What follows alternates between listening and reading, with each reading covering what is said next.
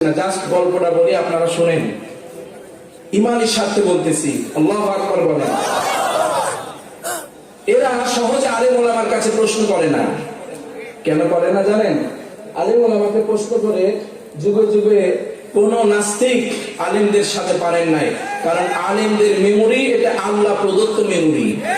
বর্তমানে যত talk show দেখেছি, আলেমদের সাথে নাস্তিকরা কোনোদিন পালায় নাই, পারে নাই, ছুটিয়া ময়দান ছেড়ে পালায় গেছে, স্টুডিও ছেড়ে পালাইছে, ঠিক না? এমনকি আমাদের গর্ব, আমাদের অলংকার, আমাদের গৌরব আল্লামা ইয়াদুল আব্বাসী হুজুরের সাথে মুরগি কবির পর্যন্ত টক শো করেছে, সেখান থেকে লেজ গুটিয়ে পালায় গেছে, ঠিক না? কোনোদিন পারেন নাই, পারবেন না। মেমোরি কার প্রদত্ত? আল্লাহ প্রদত্ত। এই দয়ালের লোক আমাদের প্রশ্ন করে না। হঠাৎ করে নতুন এক ছেলে, তার বাবা মারা গিয়েছে, নতুন নামাজ ধরছে। আসলে বাবা মা মারা গেলে ছেলে মেয়েরা 2-4 দিন নামাজ পড়ে, সারা জীবন নামাজ না পড়লেও বাবা মা যেই না মারা যায় ওই সময় নামাজ শুরু করে, ঠিক না বেঠি? চোখের পানি ছেড়ে ছেড়ে কাঁদা, আরে আব্বা, ঠিক না বেঠি? এই 2 দিন যাওয়ার পর এই ছেলেরে ধরছে ওই বাবার লোক। কিসের লোক? বাবার লোক। শুনতেছেন তো?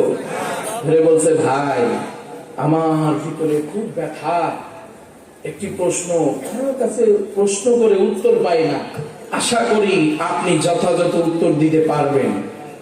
ছেলেটি বলছে, ভাই যান, আমি তো হাফেজ না, আলিমও না, ইমামও না, মুয়াজ্জিনও না, খাদেমও না, এলাকার কেউ না, আমার ভিতরে তেমন এলেওয়ালা কালাম নাই, আমি তো উত্তর দিতে পারবো না। বলে, না রে ভাই, আমার বিশ্বাস তুমিই পারবা আমার উত্তর দিতে, প্রশ্ন খুব জটিল না, একেবারেই সহজ। ছেলে তখন দুনিয়াতে আর নাই। ইমানদার বিপদে মুসিবতে পড়ে গেলে শরণাপন্ন হয় কার কাছে?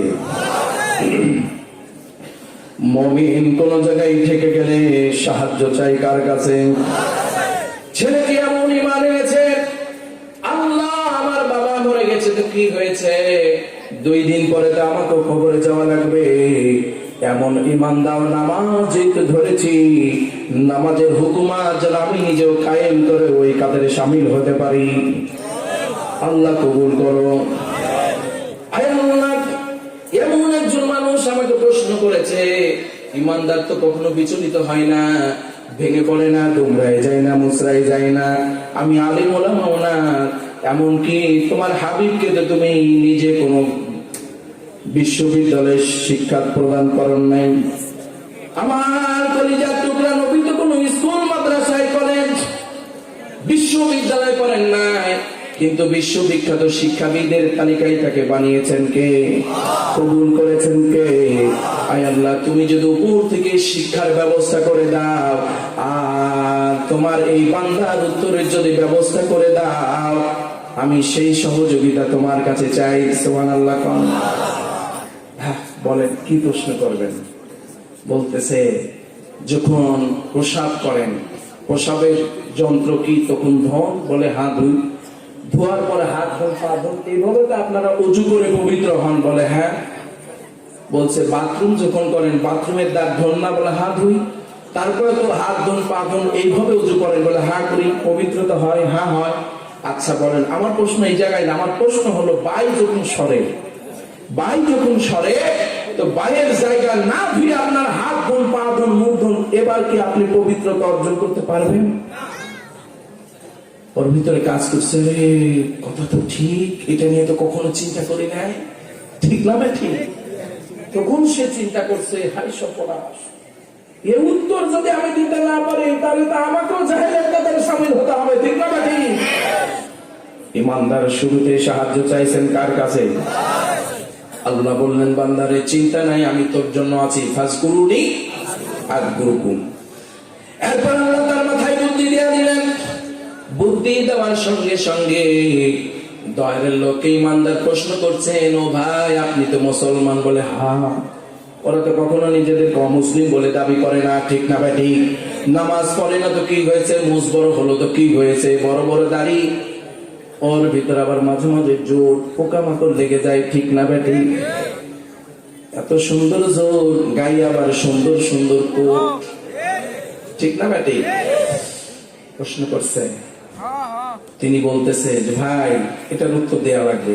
তিনি তখন বলছে ভাই নামাজ তো পড়ছেন, রুকু তো করছেন, রুকু ছাড়া তো নামাজ হয় না, ঠিক না ভাই? ঠিক।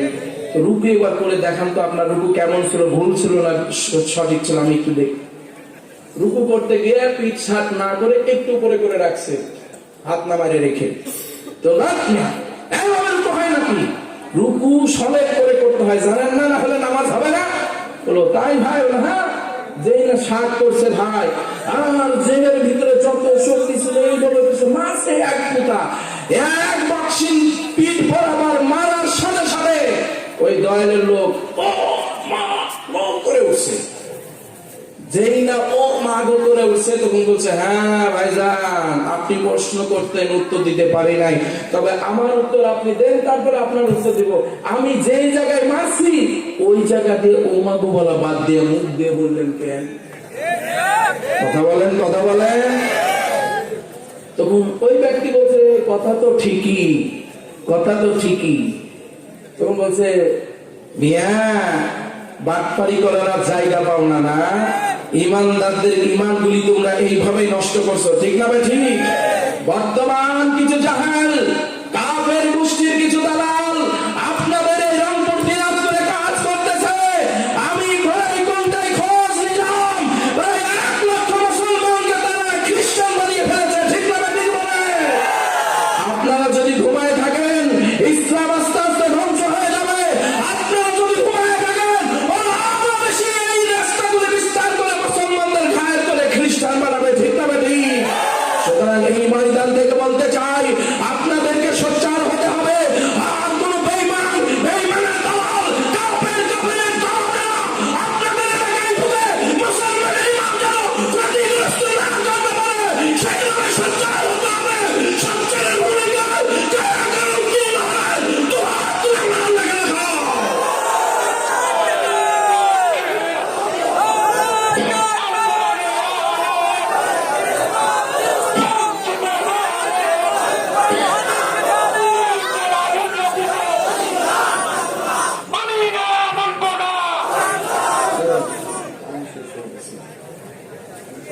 কষ্ট হলো নাকি